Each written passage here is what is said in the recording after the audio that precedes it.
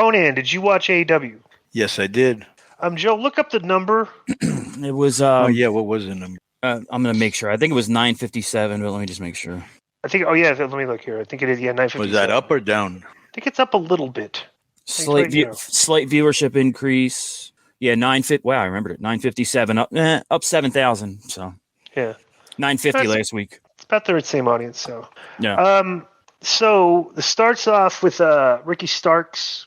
Said it'd be nice to be standing there as champion, but he lost. Starks said at least he lost like a man, whereas MJF won like a coward. Starks said he can stand with respect and dignity, whereas MJF doesn't have that or a pair of.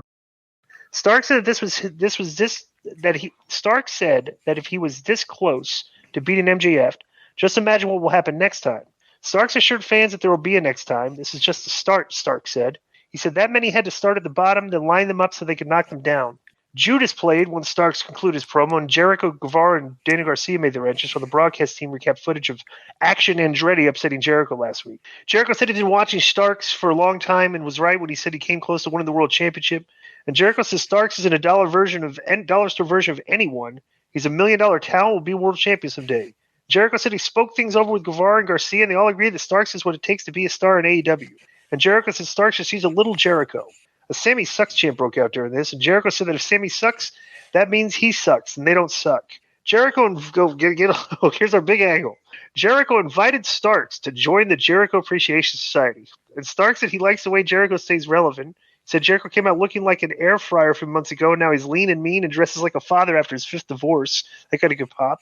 Hell no, I don't want to join the JAS, Starks said. And he pointed Jericho's loss to Andretti and said the J and JAS might as well stand for jobbers. Crowd like that too. Starks mocked Garcia for losing Ring of Honor Pure Rules Championships and doesn't give a damn about Guevara. And Starks challenged Jericho to face him on January 4th. Jake Hager came in the ring and attacked him from behind, and they put the boots to him. This was a little better beatdown than they've been having lately. But then Action Andretti ran out and entered the ring, and Andretti ducked a baseball swing from Jericho and hit him with the springboard move. After the others were clear from the ring, Andretti hit a split-legged moonsault on Jericho, and the heels headed to the back. What did you think of this? Well, he came out looking like a star with that checkerboard shirt.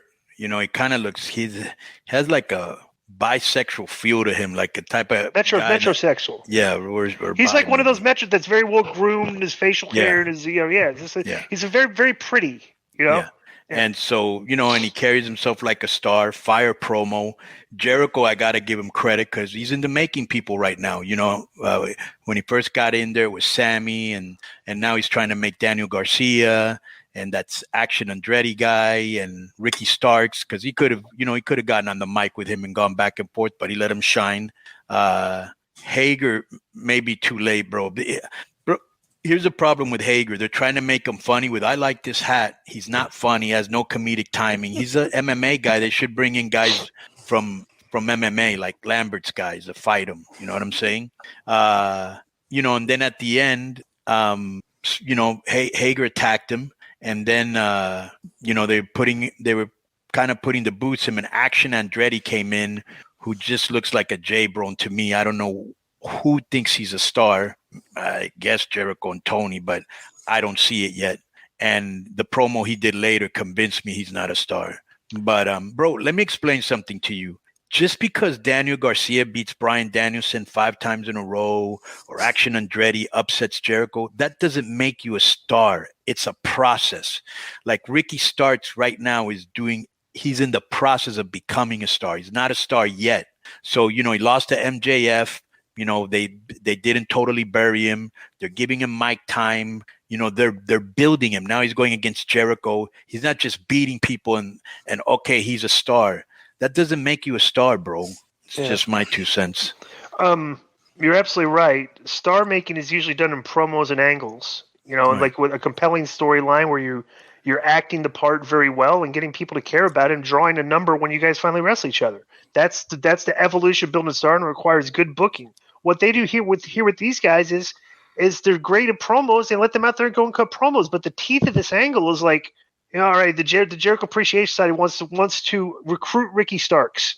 All right, so it's like Ricky Starks doesn't want to be recruited by them.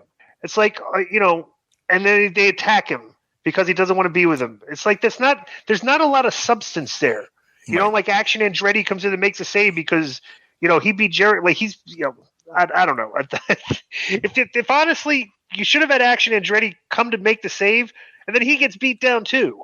Just because he beat Jericho last week, and now we're giving him a shine, like he's running off all the heels. Right, he's right. Yeah, right.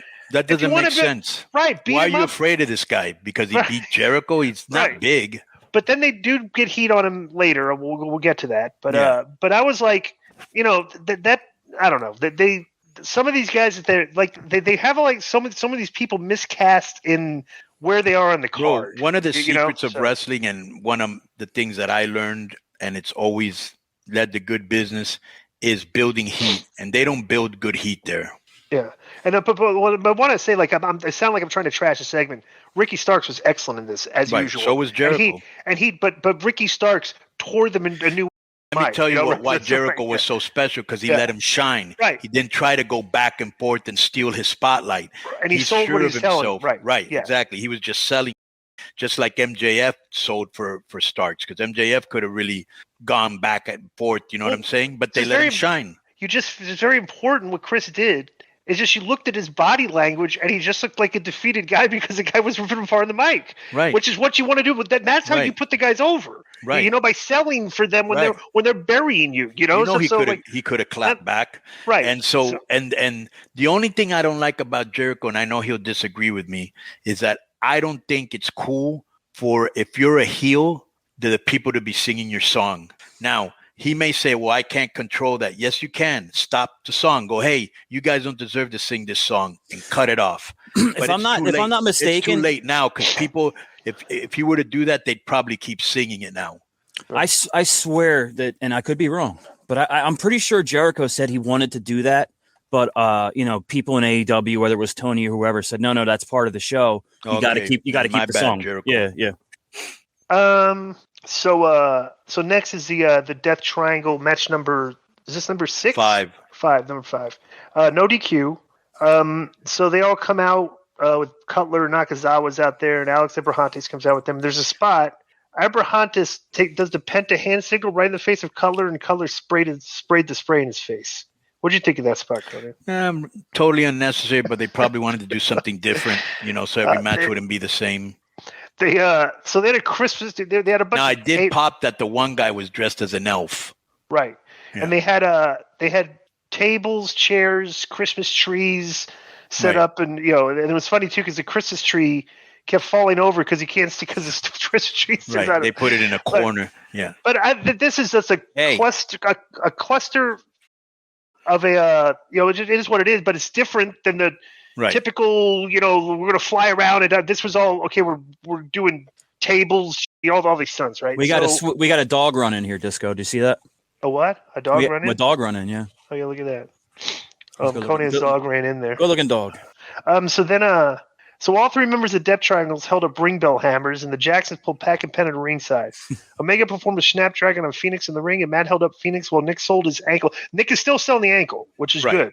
Right. Okay. Even to the end, to the very end when he climbed up the ropes. Right. And the Jacksons hit a Meltzer driver on Phoenix onto a chair, and they covered Phoenix and got the pin. But after the match, and this did not really get the heat that I think that they were going for, but they were like beating them up with the hammers and it had got no color. Yeah, they should have gotten color during the match. Yeah. Right. So, but this was like, I mean, I'm more of a fan for when they're doing like the storytelling instead of just the random spots, and they're still selling the egg, and it's actually pretty good. Like I would do.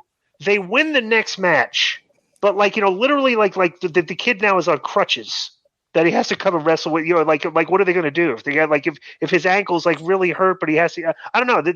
They've done very well selling this, and I'm wondering if it's going to tell the story. Keep telling the story to the end. But this was a little I do think the one thing I did not like in this match was Kenny Omega got hit with a hammer.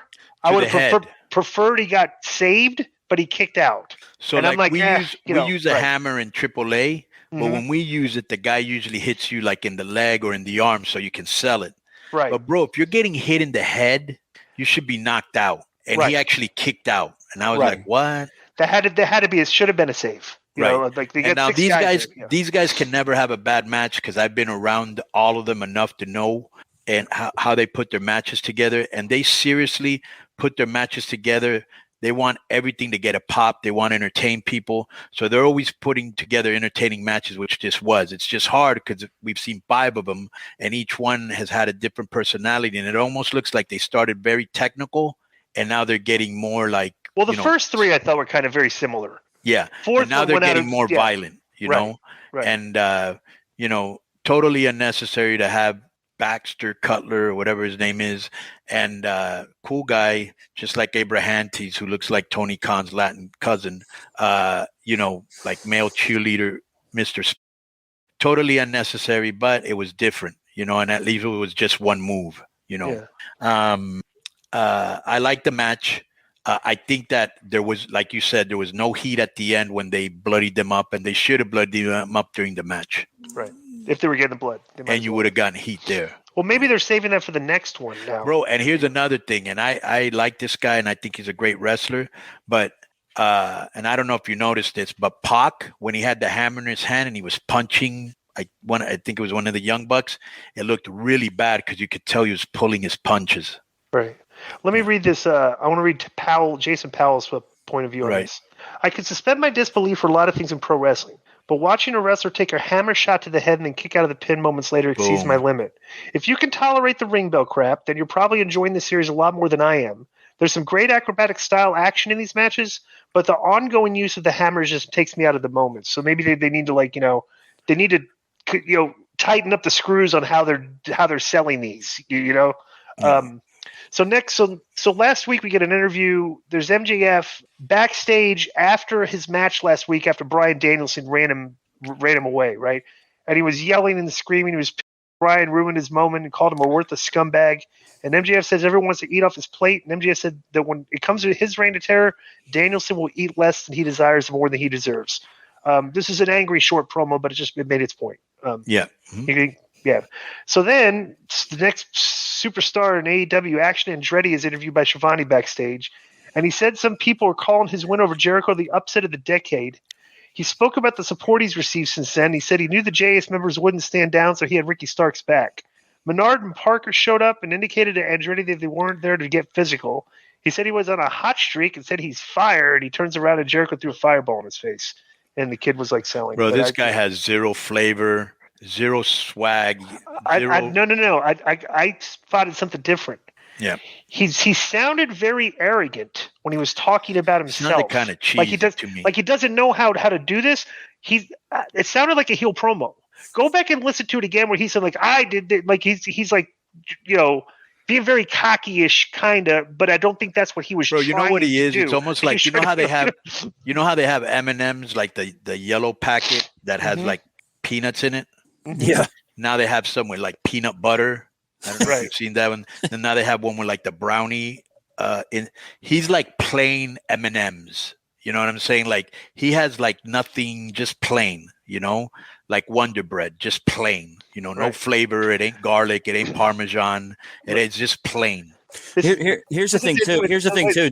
Di, like when you bring in a new guy like that, a young guy, and he beats an established talent and he gets a little push. Dude, within 3 to 4 weeks, he's going to get booed. It's happened to everybody. It happened to Santino when they did it with him, Glacier. It happens to Randy Orton when he started. Everybody they bring in that's like a kid you haven't seen, and he comes in and gets the big, shocking win.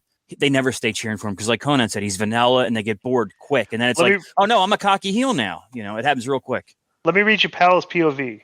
Andretti's promo was nothing special. I felt like he should be humble and let others call it the upset of the decade. That said, I'm just learning about his character. So that's kind of what you said. That's what I said, right? So perhaps it will grow on me. If nothing else, the fireball looked great. So the fireball did look great, and he's right. Great. They should have sold that more. They should have brought people with wet towels and like, bro like they just love cutting away. Act like it really happened. You act like wrestlers, like this happens every day. So really, a guy just got hit with a fireball. That's everybody's reaction. Yeah, this cut away, and now you go, wow, that was horrible. Right. And they talk about it for 5 seconds. Yeah. All right, so next is Bryan Danielson comes out. He's interviewed by Renee Paquette. He spoke about training in the area and doing some bad line dancing nearby. He said he was trained by Rudy Boy Gonzalez and Shawn Michaels. He said William Regal turned him into the wrestler and the person he is today. And Danielson said Moxley, Claudio, and Wheeler don't have the same type of relationship with Regal. Danielson said he cried when Regal was hospitalized. He said he loved to have a Regal in AEW, and Danielson said Regal taught him that there are consequences for every action, then said MJF needs to learn the same lesson and called him out. I forgot this segment, okay? So for some reason, this guy's interjected all these so Ethan Page and Stokely Hathaway came out, and Page was upset about Danielson thinking he could cut in front of him, and Danielson said he was distracted by the glare from Hathaway's head. Danielson mocked Page for referring to him as vegetable man early in his promo.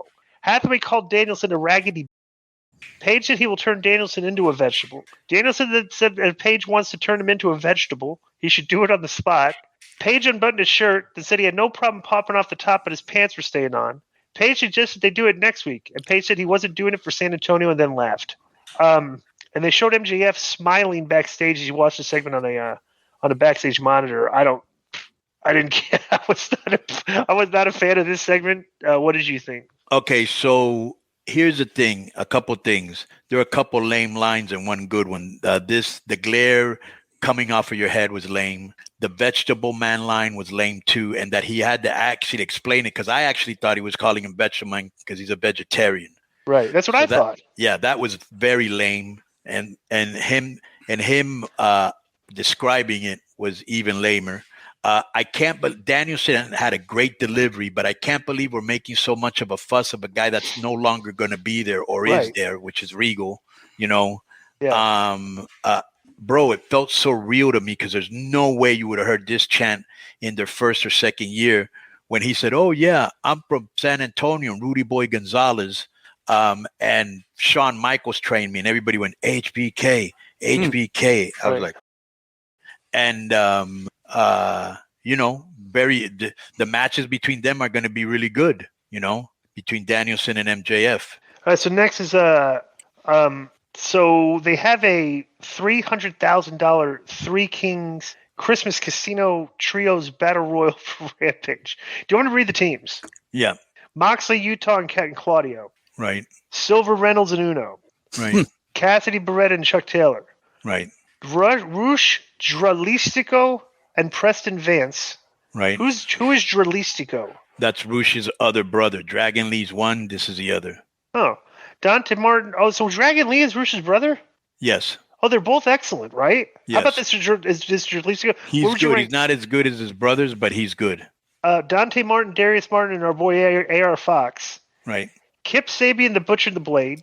Oh, by the way, this is a new faction that was I read that was formed on Dark. And Helico, Luther, and Serpentico. Right. None of the teams are really interesting. Wait, no, there's one more. Ari Davari, Josh Woods, and Tony Nese. Who? So they showed footage from Rampage. Wait a minute, who? Ari Davari, Josh Woods, and Tony Nese. He's the guy that wears the. Anywhere the guy that wears the. He used to work for NXT. Right, wasn't he the big guy? Remember he attacked Joe? That's Ward Joe or whatever. That's when he showed up in AEW. Yeah. So footage aired from Rampage of Moxley and Hangman Page brawl, and backstage Moxley said he would be on Rampage again, so Page would know where he is. Moxley questioned when they would settle in the ring, and Moxley mocked that Page being knocked out wasn't supposed to happen. He asked if people thought he was trying to comb his hair. Moxley said it's not his problem that Page has a glass jaw. Moxley told Page not to become one of those play wrestlers and said he's better than that. Moxley turned his focus to Darius Martin, said he's acrobatic and good, but all he hears is that he's injury prone. Moxley asked if that's his fault too. He said he'd have to teach Darius a hard lesson later in the show. What did you think of this promo? I thought it was good. I forgot to mention Stokely Carmichael probably got the first and only pop he may ever get when he called Danielson a raggedy. But I think it's funny that you just called Stokely Hathaway Stokely Carmichael. That shows you how whatever his name is. That's how uninteresting he is to me. Yeah. Samoa Joe checked him from his home. By the way, I liked Moxley cuts pretty good promos on people. Yeah, you know what I'm saying? Like right. But he needs to kind of maybe I don't know. He's got a lot of history in his. You know, he's a recovering alcoholic. He's like, I would talk about more personal things about myself when I have the chance to do these promos instead of just like every promo is just burying the guy he's going against, you know? Samoa Joe checked in from his home in Tampa, and Joe was dressed in a suit and sat in front of a Christmas tree. Said he was taking time out of his busy schedule to wish everyone a happy holiday. He passed along the same wish to Wardlow. Said that Wardlow will not have a happy new year. Joe said he would give Wardlow exactly what he asked for on December 28th. And he told Wardlow to have a happy holiday season, but the holiday cheer ends on December 28th. So they have a match on December 28th. Right. Too quick to mean anything. Right. Hook okay, so Hook is defending the FTW championship against a guy named Exodus Prime. Who? Why is Exodus Prime get an FTW championship? Exodus Prime? Exodus Prime. I've never heard of that. Okay. Okay, so then Wasn't he black? I forgot. This segment was so fast, I forgot what the guy was. He's been in the ring 4 years, trained at the DFW Academy. That's all I got. That's all I know. So then they go backstage, and Hook, they showed footage on the big screen of Big Bill and Lee Moriarty beating up Jungle Boy while Stokely Hathaway and that uninspiring voice was speaking. Then Billy choked Perry into a dumpster, and Hook headed to the back while John Moxley made his entrance. Yeah, the beatdown looked terrible. The choke slam into the dumpster looked good. Okay. Moxley versus Darius Martin. I fast forward to like and then I started watching. I fast forward to the first part and started watching the last part. A little clunky in parts. Like this, like Moxley's got this. You know what Moxley doesn't. He doesn't like taking a lot of guys' offense because he doesn't really put the effort in to sell. Like, you know how Moxley will do this. Moxley gets caught standing and looking around, waiting for the guy to do the move to him too much. Like, he's kind of lazy on like selling. That the match is not choreographed. And I've seen him, bro, and guys punch him. Like he won't even like if a guy's punching you in the head, he doesn't even like move his head and acknowledge like he doesn't like selling for guys. And I would defy somebody to show me a match where he sells really good for his opponent.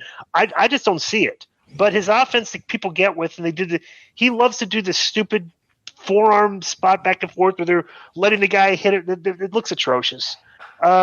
But Darius performed a flatliner for a 2 count and had a small trickle of blood coming out of his nose. And he went for a top rope crossbody block, but Moxley rolled through and stomped him repeatedly. Then did that thing that they're doing now, where they repeated elbows to the side of the head, and he finished him off with a Death Rider and pinned him.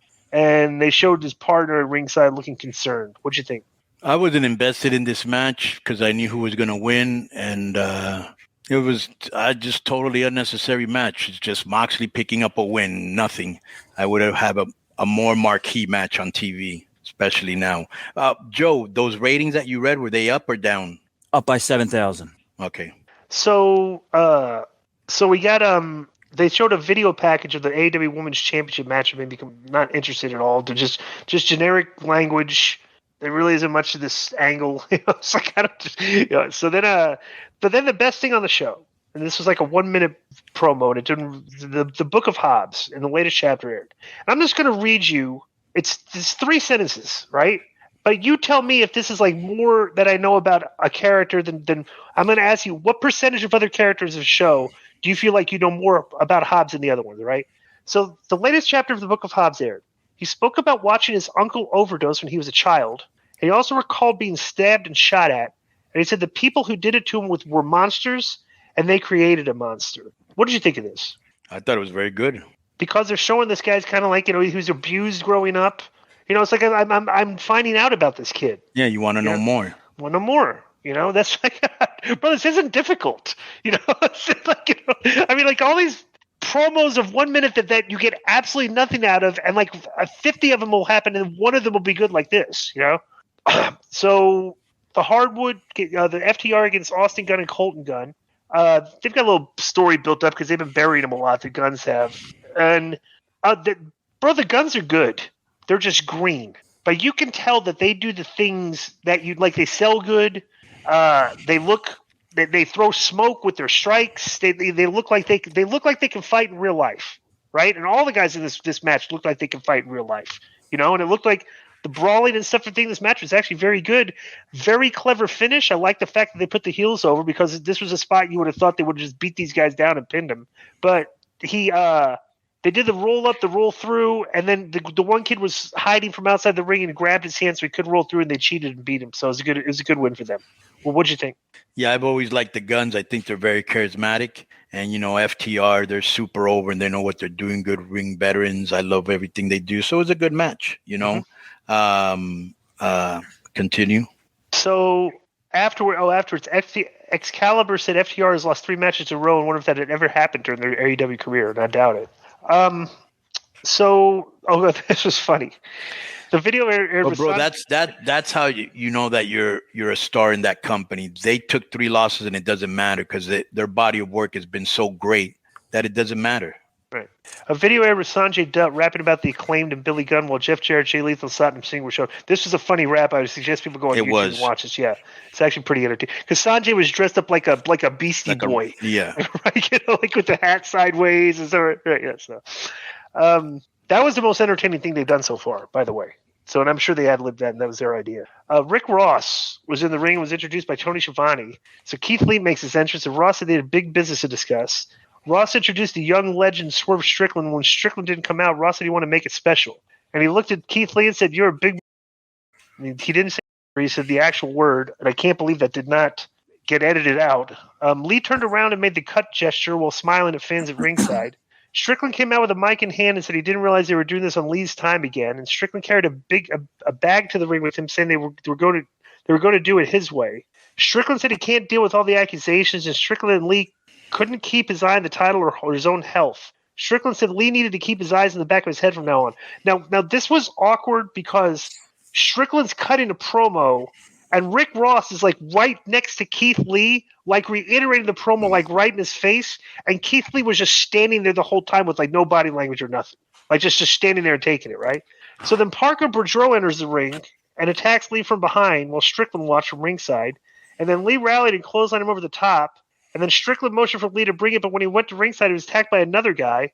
We never even found out who this other guy was, but the visual picture was, they beat him down. They put him on the top of the stairs. They put a cinder block on his stomach, and then Swerve went up to the top and stomped on the cinder block on his stomach, which if I was Keith Lee, I would have sold it like my ribs were hurt. Go ahead. Find out who was the guy that had the tattoos on his face, because he looks like a Miami rapper called Stitches. And Rick Ross is from Miami. I wonder if it was him, because him and that other guy. What was the other guy that attacked them? Parker Boudreaux. He's the guy that. Bro, they both look mega green. That was a whack beat down for their size. That looked really bad. Rick Ross was talking over everybody.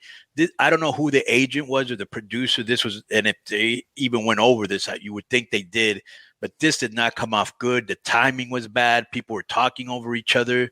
Yeah. Swerve, even though he was the coolest guy in Hit Row, I know he's not really about that life in real life, so it kind of throws me off a little bit.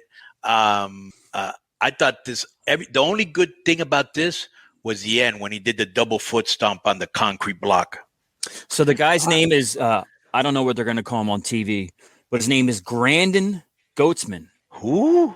It says he played minor league baseball from 2011 to 2019 for the Rays, the Astros, and the Cardinals.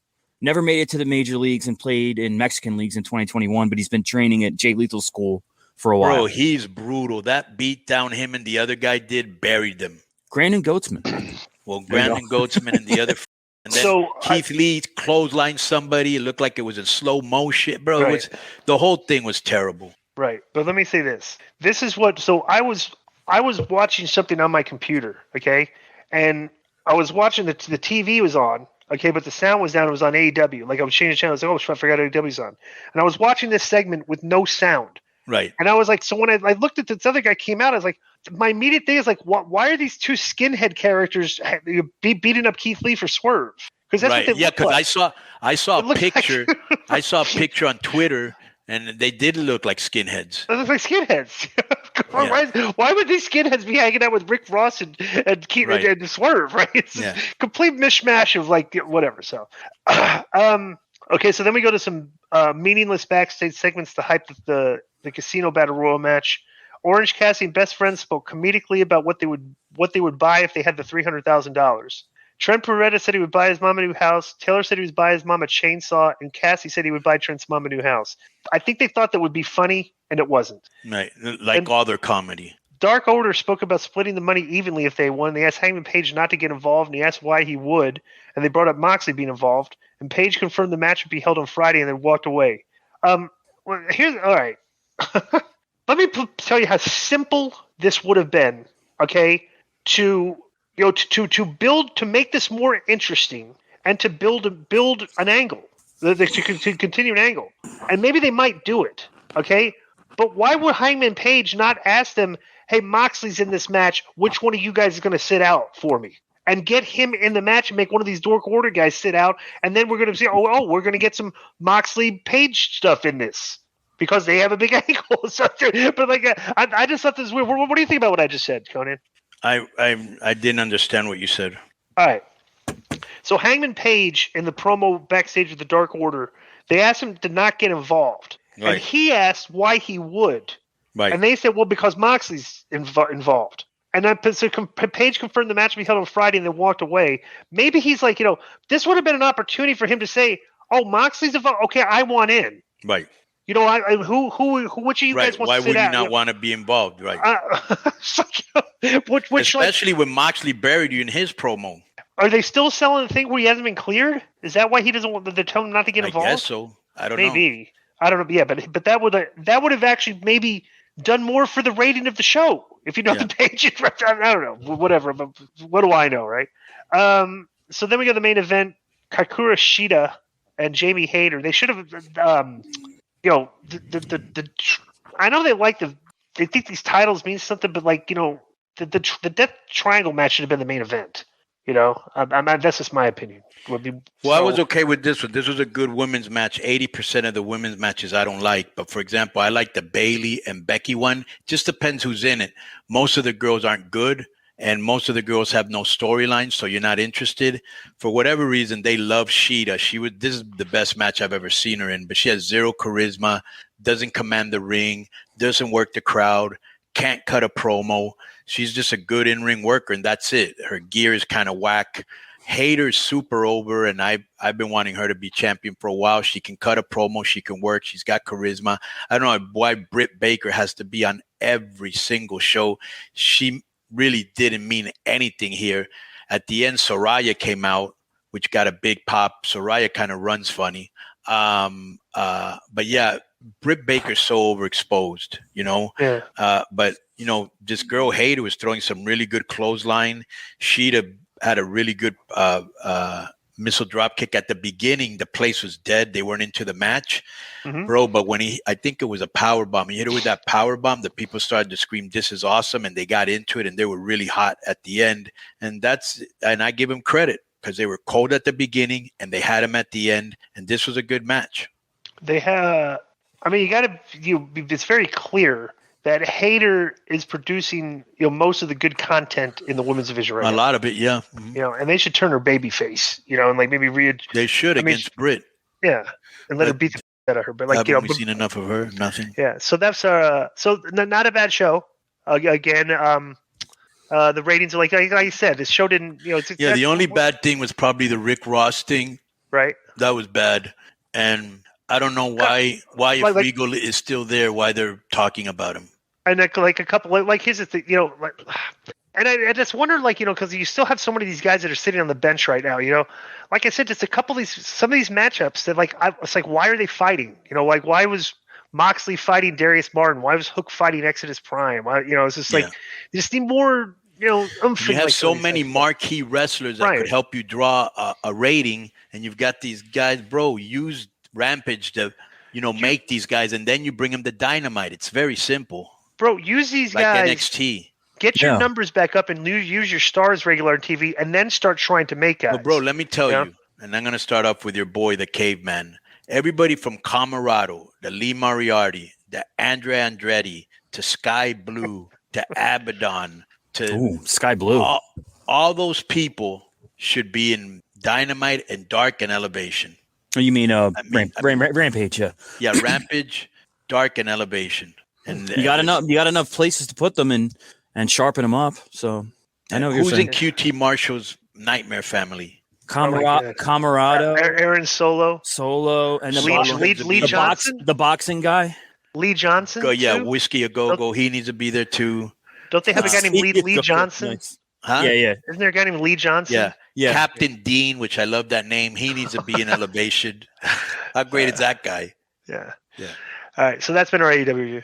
Enjoy the rest of the show. Boom.